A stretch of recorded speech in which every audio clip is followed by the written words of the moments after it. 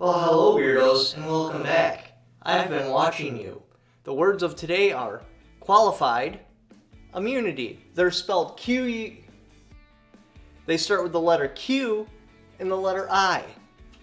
And we're especially going to be talking about that because it's relevant in today's topic, and that is when the leftist arguments are actually put into practice, how badly they fail.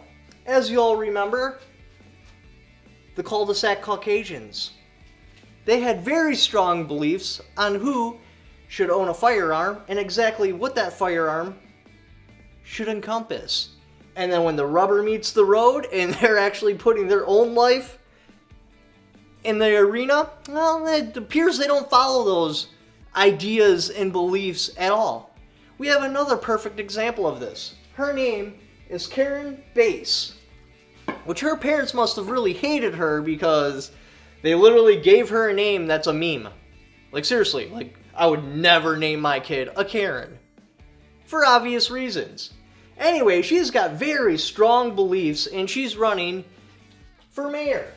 One of her beliefs is gun reform. Far past time to pass common sense legislation addressing the public health crisis of gun violence in our country. We all know the suspects in this particular argument. Safe storage, limited capacity, the list goes on and on and on. Well, anyways, her house was broken into. And what did they steal? 2 of her firearms. The Congresswoman and mayoral frontrunner said in a statement, quote, "Last night I came home and discovered that my house had been broken into and burglarized. LAPD was called and I appreciate their assistance. At this time, it appears that only 2 firearms, despite being safely secured and stored, were stolen." Which she keeps going on and just saying that I bought them a long time ago, I bought them a long time ago, I bought them a long time ago. So I'm assuming these particular 2 handguns are not even in the California roster, but she had a little piece of the pie carved out for herself because she felt the guns on the California roster were either too expensive or they weren't adequate to defend herself. But says she bought the handguns many years ago for personal protection. That's just speculation, but you know, that's pretty much what I'm guessing. I highly doubt they were less than 7 rounds in the magazine. I highly doubt they were a single action army. They were probably your modern like Glocks or something to that effect with a high capacity magazine, and definitely not on the California roster. And that they were taken from a lockbox, but a laptop and cash were left behind. The incident bringing crime to the forefront. Another one of the big gun arguments that she pushes all the time is safe storage. And in her little report of this, they were stored safely. What is the whole point behind their argument behind safe storage? That is, if you keep your firearms storely secured and in a safe, that it will keep them out of the hands of criminals and keep them out of the hands of children. Turns out that doesn't work, does it, Karen? Maybe all those speeches you gave about safe storage was a waste of time, Karen. But says she bought the handguns many years ago for personal protection. You don't need that for deer hunting. That's what they're always arguing. You don't need that for deer hunting. You don't need that for deer hunting. And then when she gets her gun stolen, part of her little statement she gives is, I bought them a long time ago for self-defense. Well, Karen, apparently you don't deer hunt, so why do you have firearms? For self-defense, just like every other Los Angeles person in her area. If they have a firearm, I highly doubt they're deer hunting in downtown LA.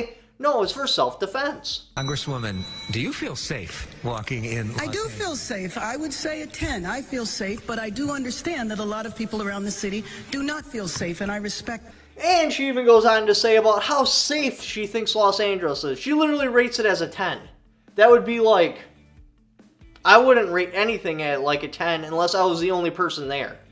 Because when there's 2 people, there's a possibility of a crime. So at best case scenario, in a place where there's 2 people that don't know each other, I would rate it as a 9. If I'm the only person there, okay, yes, that is a 10. I feel 100% safe. I have nothing to worry about. So how safe is Los Angeles when you rate it as a 10? What exactly do you consider a 1? Your house was literally broken into and you rated that city as a 10? I would really hate to go into a 1. What would 1 be, like Bosnia or something? Like that's just crazy. Anyway, so her little rating is wildly inaccurate and she's just talking out of her ass, or her ideal of a safe community is far different than my idea of a safe community. To hire civilians to free up officers on desk duty for patrols and wants to hire 200 to 400 more people in uniform. I don't think she actually knows what she wants. So one of the things she calls for in her political views is to call the militia. That's really pro-gun. I don't understand how you're asking for gun reform and you're calling for the militia. For the militia to be effective, they need to have training and up to and including any government weapon. Whether that's a full auto, a grenade launcher, a belt-fed machine gun, it doesn't matter. The only way they can be effective is to have equal arms of any sort of standing army. So she calls for the militia. I don't think she really realizes what she's calling for. I think she's more calling for it of like the fact that she wants to replace the police with just normal civilians, okay. So this Karen girl is like the gift that just keeps on giving. Because the next thing she's calling for in her political rants is to get rid of qualified immunity. I think qualified immunity is essential because one of the most important things for us to do in reforming policing in the United States is to hold police departments and police officers accountable. And qualified immunity and Section 242 that we were just talking about in terms of lowering the standards from willful to reckless are important parts of the bill. Like, I don't know if she was talking specifically about cops, and because her arguments don't make any sense. She said with qualified immunity in place, people aren't held accountable. Qualified immunity only protects people against from being sued.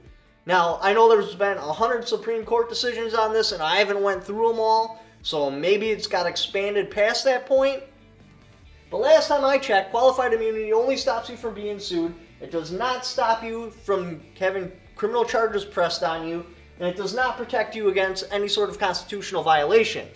So if she's worried about people getting beat up and killed in the streets, qualified immunity does nothing to stop that. Now, whatever.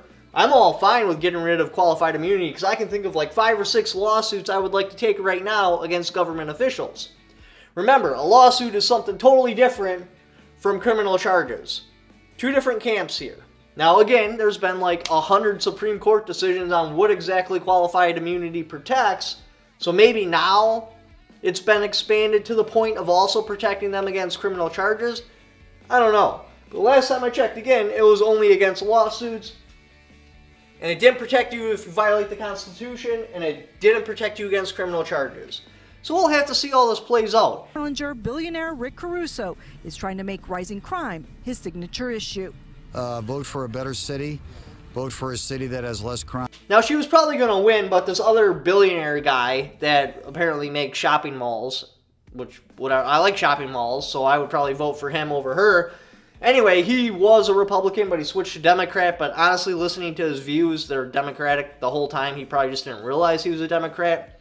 So we'll have to see how the story plays out. Far past time to pass common sense legislation addressing the public health crisis of gun violence in our country. So now that Karen's ideas of how the world works got actually tested for her, and they collapsed and fell flat on their face, will she be a newborn constitutionalist? Probably not. Because remember, when they're talking about all these restrictions and stuff like that, they're not including themselves. They're only talking about non-government employees. They will always have themselves surrounded by armed bodyguards. They will always have the firearms that you're not allowed to have because they look at themselves as a first-class citizen and everybody else is a second-class citizen. I'd love to see a change, but it's probably not going to.